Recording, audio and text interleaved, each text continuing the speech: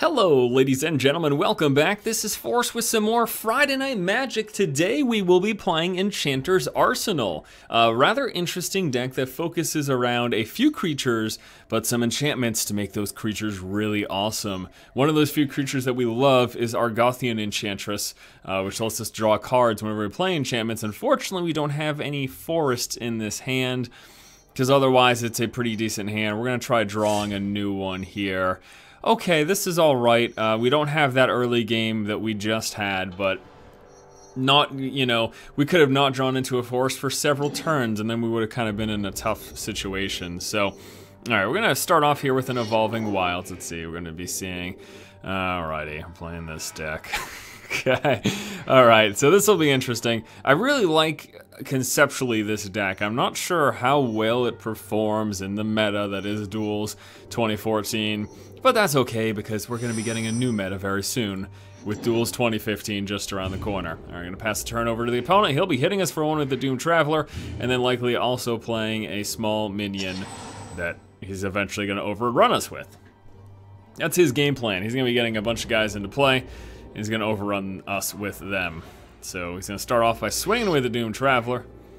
And then his second main phase, we should be seeing another land plus a creature or two. There's an Unruly Mob. So he's playing the white weenie deck. And again, he's just going to be overwhelming us with a multitude of creatures. We're going to try to stave off some of that damage if we can, though. We've got a few enchantments, which are nice. Some very, very nice enchantments. But now we just need those...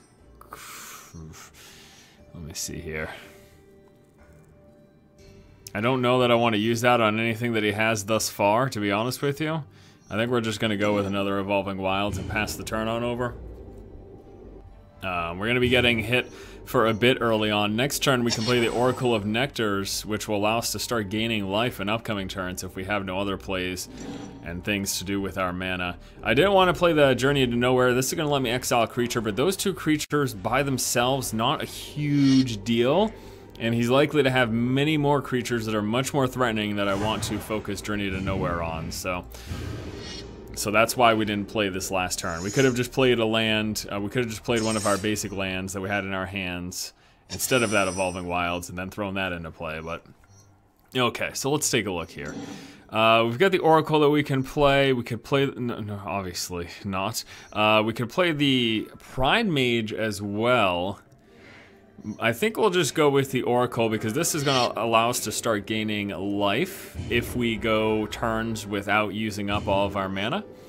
Although we might be throwing down the Marshal's Anthem.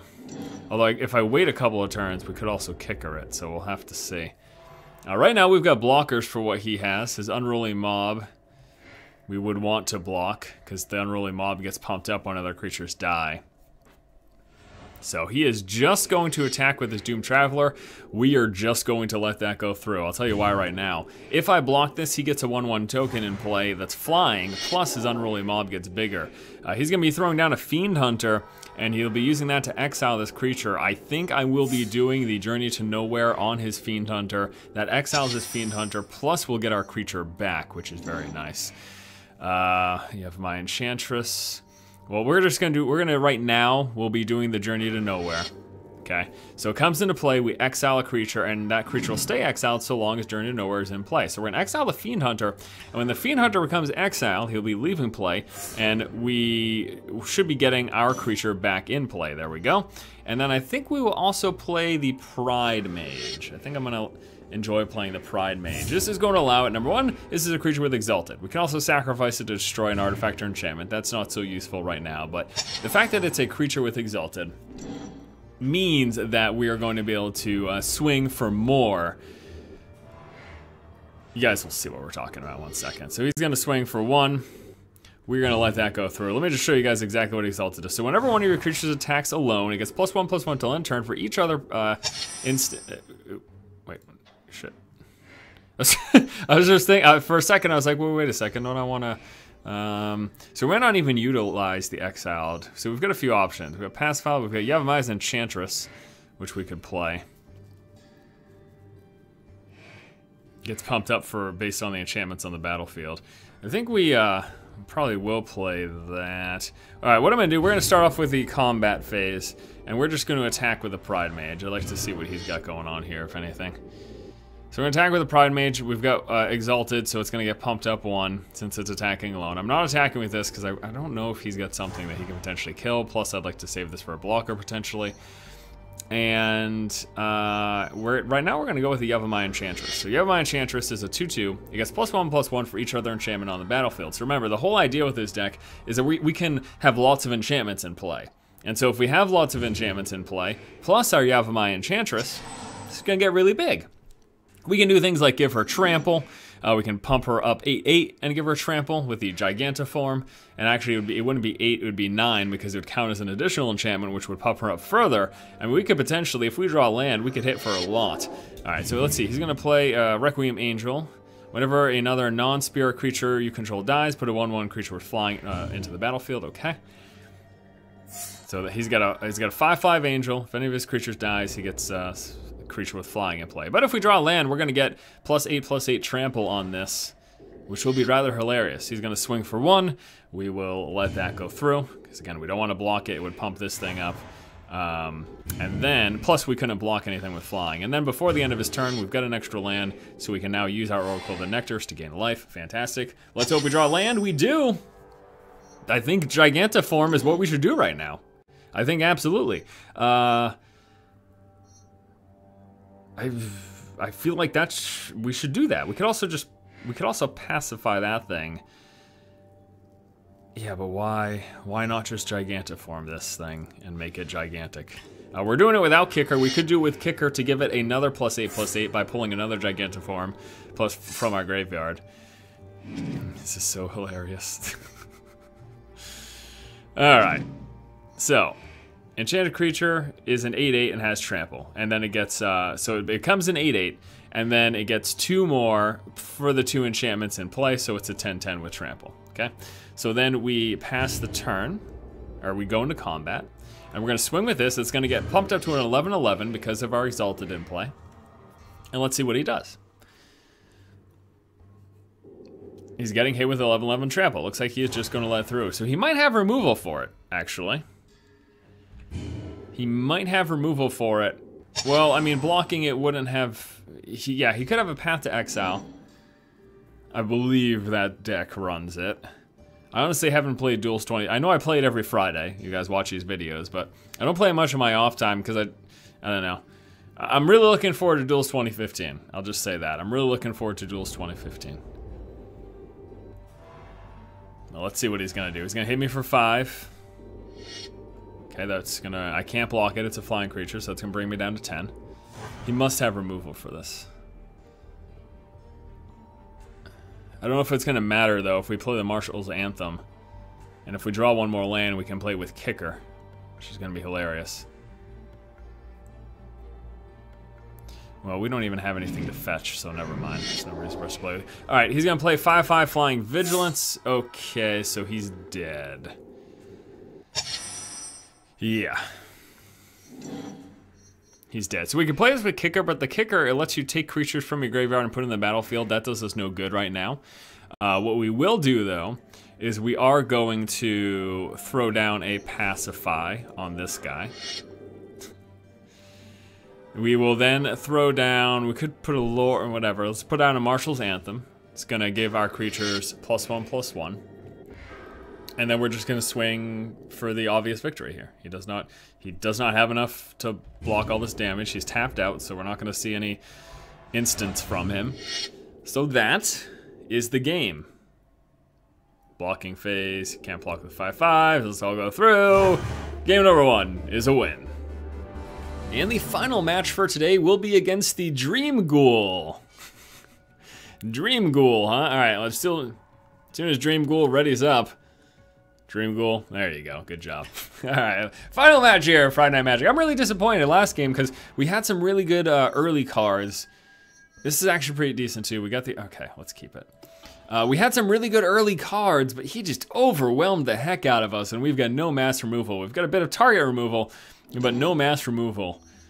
I don't think so anyways. I'm trying to recall this deck list. This is an older deck list. I didn't go over it before today's episode because I remember last time I played it, I was pretty satisfied with what I was running, but pretty sure there's no match removal here. So we're gonna start for the Evolving Wilds. It's good to get those out.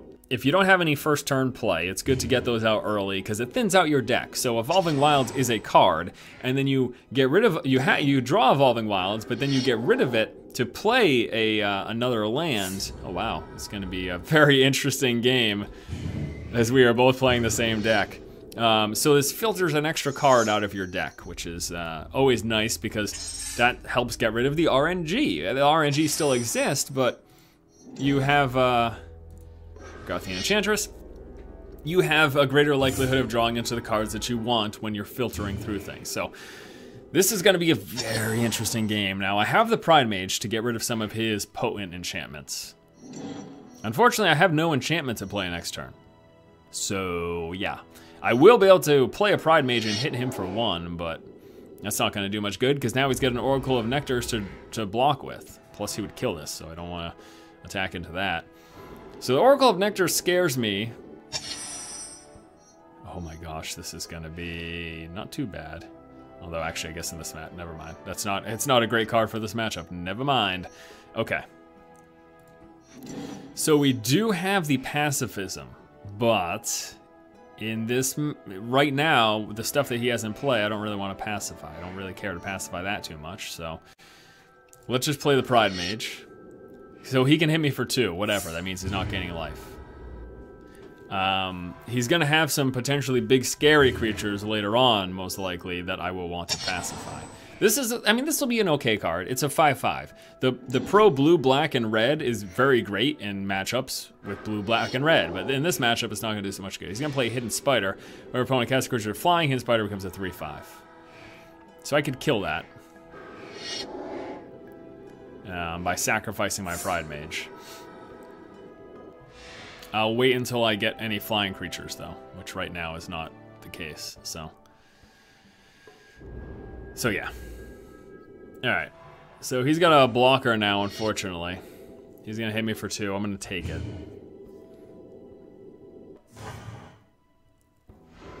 I don't want to pacify yet, it's way too early.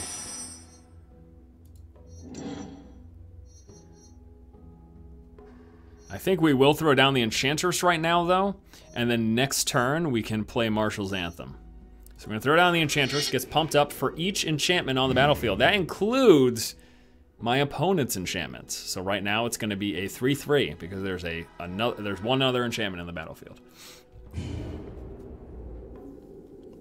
Next turn it's going to be a 5/5 at least. There's no point in attacking with this. He blocks it with that.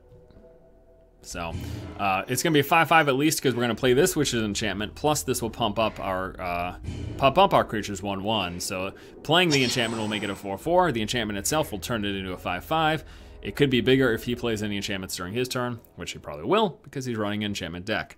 This is probably gonna decide the game. These cards, the Enchantress. He has Enchantresses too. There's no way you run this deck without Enchantresses. I just don't see it happening. Journey to Nowhere. He's gonna exile my creature. I can kill that though, so that's fine. So he plays this, it resolves. He's trying to exile that. We're gonna sacrifice this to destroy his other enchantment.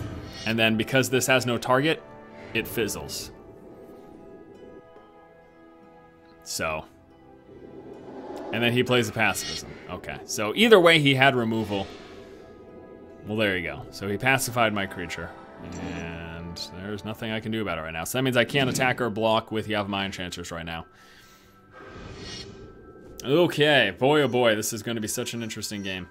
Getting the Sigil of the Empty Throne in play will be very nice. I'm actually really hoping to draw land next turn. I'll play Sigil, and then I'll follow up with some enchantments coming up.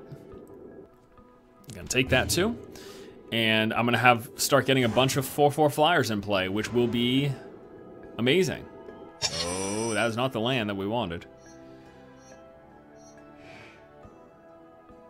Could play that or the Anthem.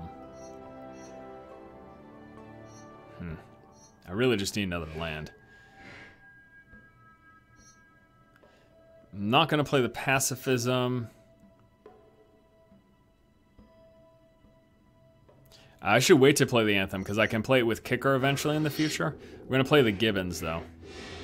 Gosh. I need lands. The heck? So we're going to play the Gibbons whenever he plays an instant.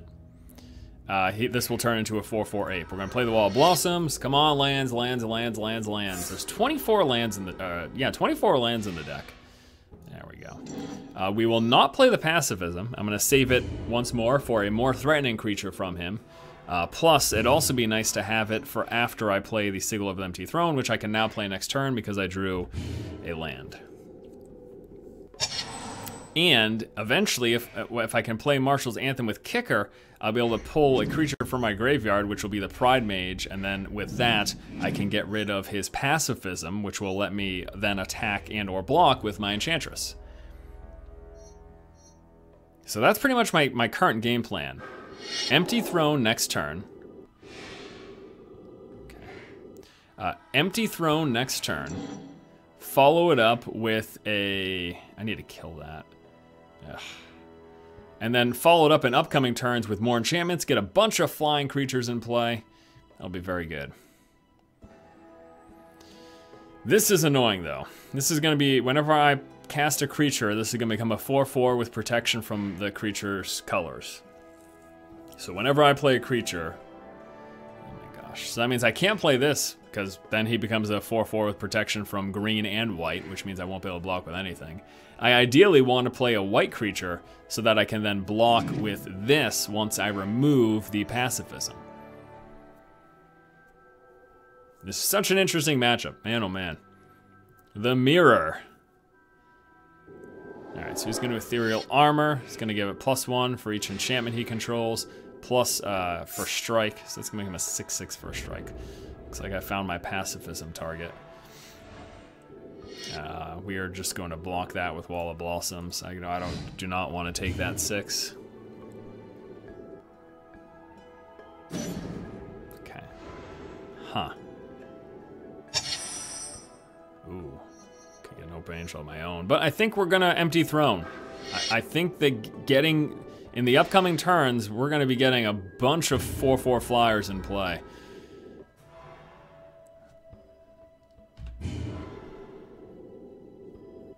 I need to make sure I'm living long enough, though, for this to actually work out. This is very nerve-wracking. I'll be honest with you guys. Faith's Fetters. Oh my gosh, are you kidding me? That is awful. Wait. Activated. I don't know if that actually works. Can't be... Permanents activated abilities can't be activated if they're mana abilities. That doesn't work on that card. That card's still gonna trigger, because this isn't a mana ability. Yeah, so basically if it's tap mana abilities, the permanents can't be... But Sigil of the Empty Throne is still going to trigger when I play creatures. Now the question is, do I want to take 8 damage...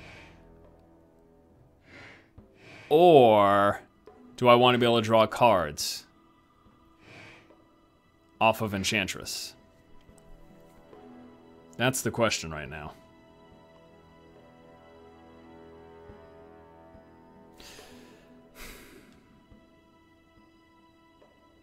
I'm gonna,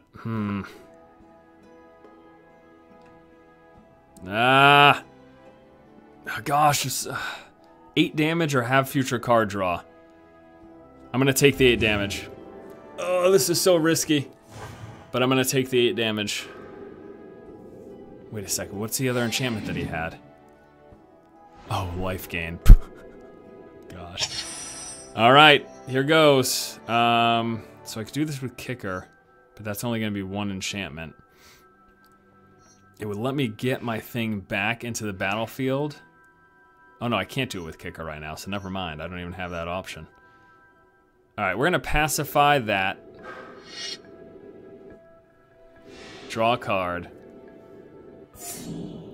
Get the 4/4. Boom. Now, I can also Eternal Witness back my Pride Mage. And I think we'll do that.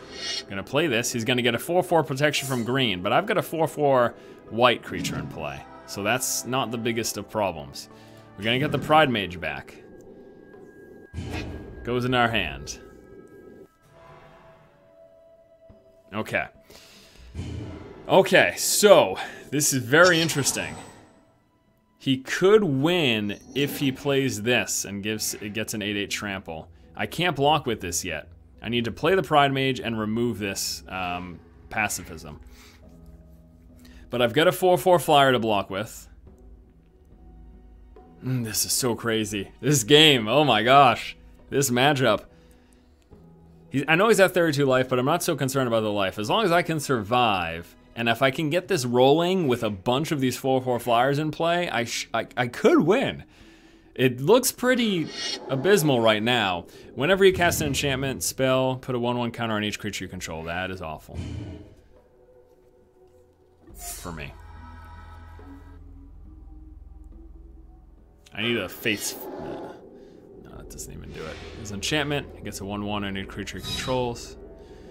Plus, if I play a flying creature, this guy comes into play. Oh gosh.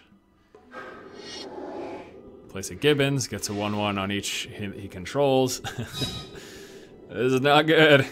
This is not good.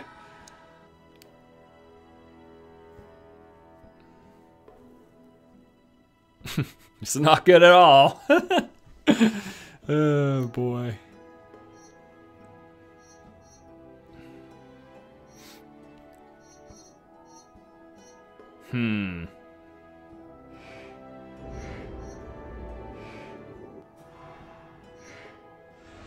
Attacks with a 6/6. I'm gonna just block that with my 2/1. Oh my gosh, that's right. It's protection from green. I have to block it. That sucks. Yeah, he has this game. He has this game. That is way too much of a pain for me to deal with. All right. I just don't see myself winning this game. Pride Mage.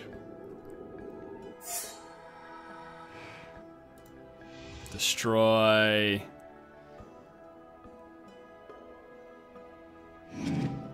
This. So that I can finally block with it. Fortunately, I played no enchantments this turn, so I don't get any 4/4 flyers. Do this, draw a card. There's another Enchantress. I can't believe how few lands I've been drawing, mind you. He wins. He wins the game. Just like that. He's got a 5/5 flyer. He's got a 6/6 protection from green. That's the game. Oh, man. Oh, man. What a bummer. Yeah, so he's doing... This is all overkill. It doesn't matter, though. He's got 6/6 protection from... He's got a 6/6 protection from green.